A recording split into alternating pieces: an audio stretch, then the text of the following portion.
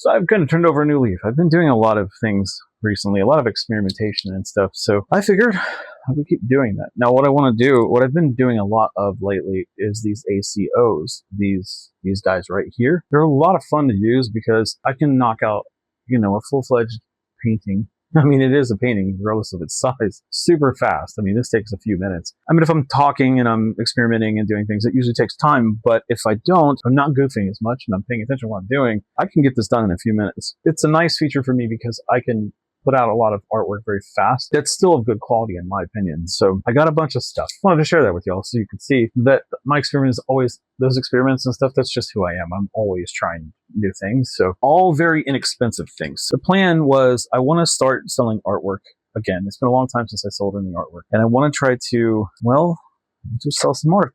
I got some things and I realized I have a lot of tools. I mean, I really do. I just kind of accidentally, oh, what about this and what about that? And, my wife suggests things and I end up with a lot of stuff. I have a lot of pens, colored pencils. I'm looking at them right here. There's acrylic markers and alcohol markers, all kinds of different stuff, and ink and whatever else, and pencils, whatever. I thought, well, might as well do gouache too, which is yet another experiment. But again, I'm going to do it on an ACO.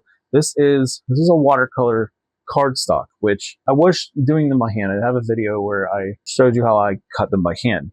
However, I ended up going and deciding, since I'm going to do so many of these, I bought this thing from Hobby Lobby. It's got it's just a little plastic tray, and it has this little fold out.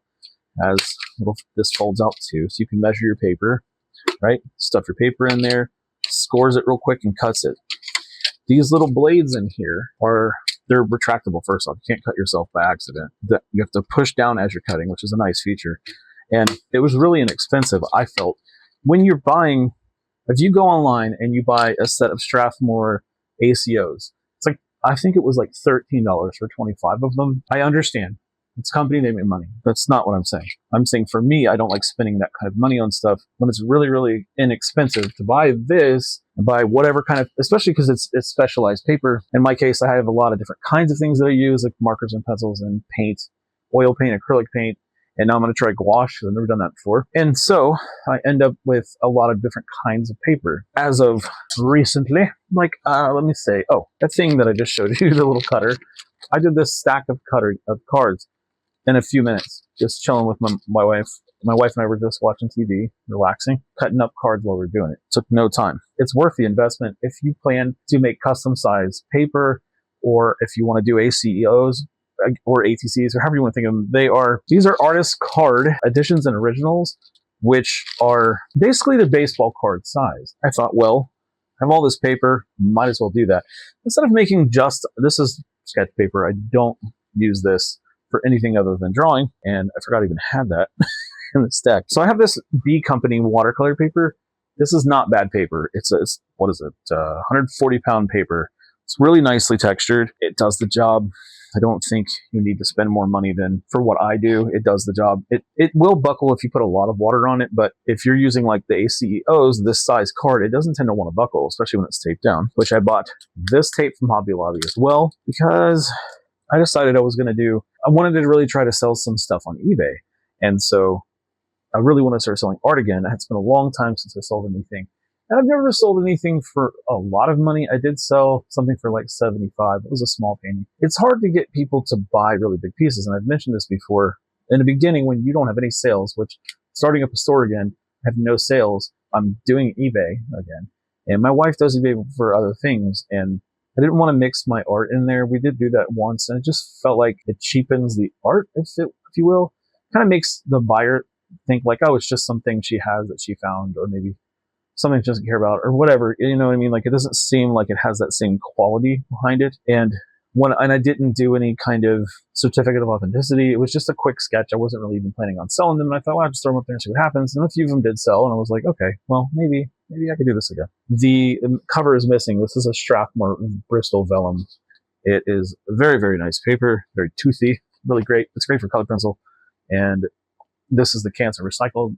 It's the same thing. It's just got a little bit of, you can see it has like little specks in it, which I actually kind of like. Some of it do, some don't, but it kind of looks like marbly a little bit. I got it because I thought it was interesting. I like recycled stuff. I ended up buying this today, which is it's a black mixed media Strathmore paper. I had never seen this before, and I thought, well, I better grab that now because there wasn't a lot of options for it. And I liked the black stuff. I did the black paper for Inktober last year, and I thought, well, you know what? Let me try this, and maybe I can use these for ACEOs, ATCs, dark cards. I'm not trying to SEO you to death. I'm just trying to make sure you know what I'm talking about. So these things from this paper would be really cool, I think. I want to try that, so I wanted to try a bunch of stuff all at one time, kind of kill a bunch of birds with one stone. Anyway, we went on kind of like a art spree today, not crazy expensive or anything. Like I said, I want to take this seriously again, at least give it a real college try.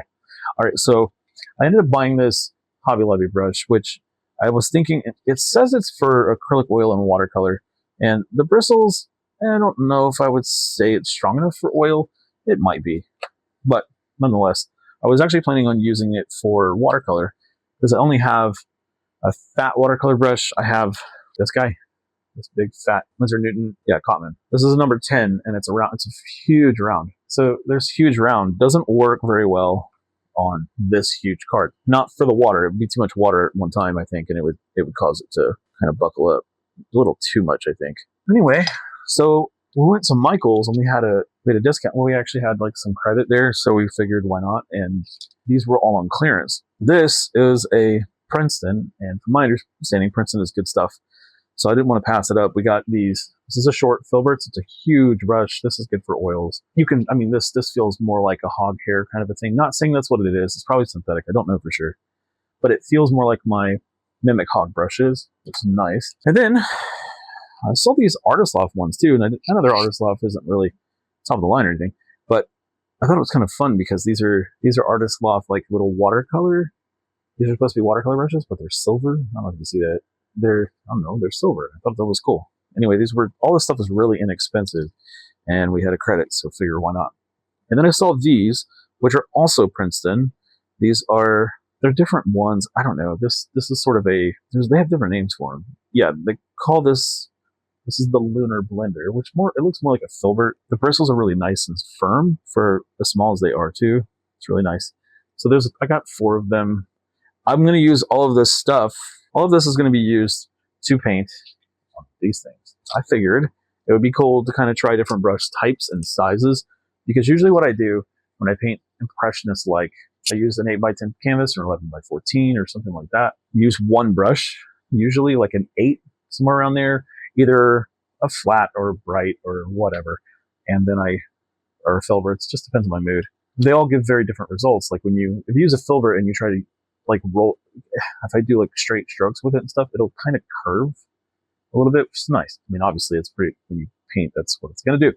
There's some different ones in here. There's this thing. It is called a grainer, and it looks kind of like it has hairs at the top that are thinner, and then it has a thicker at the bottom. I don't know.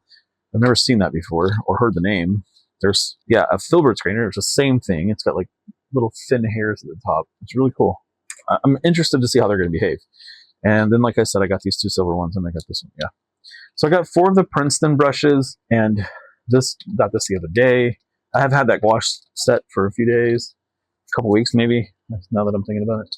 You usually want to use a brush for looseness in your painting. You want it to be very, very loose. You use the largest brush you have that seems uncomfortable. Pick the most ridiculous brush that you can think to paint with, and then back down by 1, and it should be enough.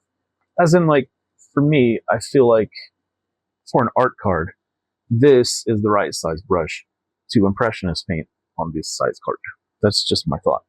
But I wanted to get the other ones too, because I want to see how they behave. And not specifically as a review, but just because I want to see what works for me and what's going to hold up and that kind of thing. I got this drafting tape to hold the card onto the on the easel here when I'm painting, so that it doesn't fall all over the place. Recently I was using like rolled up masking tape, the old trick where you fold it on itself and stick it on there. The problem is that if you push too hard, you'll see that indentation, like if I'm drawing with a colored pencil or something like that. And I wasn't really loving that look, so I'm going to try this to hold this down, and you can use it to create a border around the card. All this stuff is really inexpensive too, by the way. I mean, there may be like $50 worth of stuff here.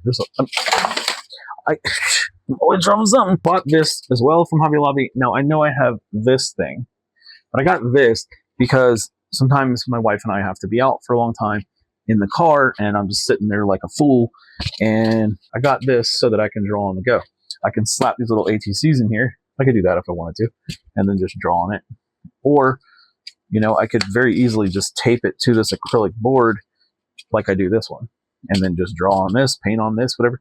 Not paint necessarily when I'm out, but color pencil or drawing or inking with graphite. I'm saying, I think that is everything. So that's kind of like a where I'm at type thing, I guess, is what I was trying to do. And so I want to try this gouache out. I've never tried gouache before.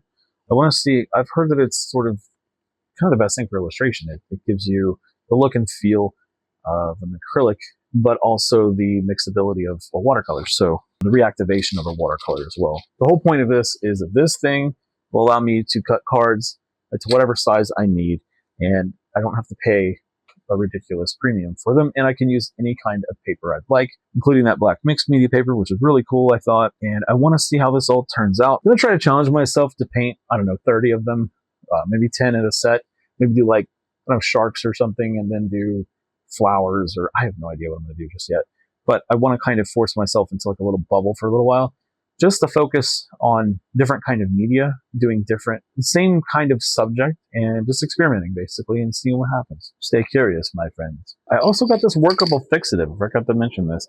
This is so that if I do decide to draw with graphite or charcoal, I have so much crap now. I wasn't even intending to buy this much stuff. I'm usually a one medium kind of person at a time. Like maybe I have color pencils and paint, but I don't have all this stuff laying around usually. Started getting curiouser, and now I have too much stuff. I have lots and lots of things I want to try, and not enough time. If I limit myself to a small card and certain subjects 10 at a time, maybe I can get through trying some of this stuff and figure out where I'm at. This to steal the charcoal and the graphite, all the brushes to experiment as well, just to try different things, just to, if you're uncomfortable, you're learning, and if you stay uncomfortable, you're always going to push yourself in different directions just to see what happens. And I'm just curious like that. So the goal for me is to get somewhere around 100 posted on eBay, which I know sounds overwhelming.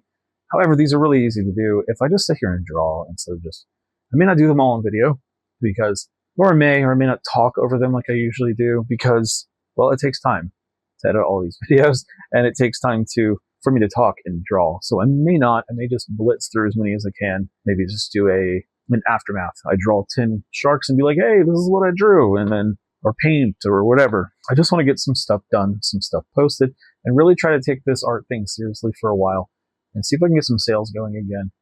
Sort of use my skills to some kind of degree of monetization because, well, it's a long hustle here on YouTube. So that's it. That's all I really got for now. Just kind of an update, kind of a podcast, by the way. This is my podcast Wednesday, I guess.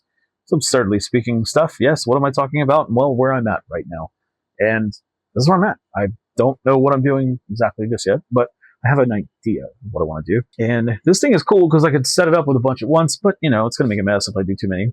So I'm just going to do one at a time and see what happens. If I do feel like doing a triptych or a diptych or some kind of multi-tick, I don't even know how you would say it, polytick, it's, you know, when you have 3 cards set up, or like if you have a painting, you draw the whole painting and then cut it into pieces, kind of a thing, or you put them up next to each other and you paint, and then you separate them. That's a diptych, triptych, if you don't know. I think I'm pronouncing that correctly. Now, I am going to do a video about this.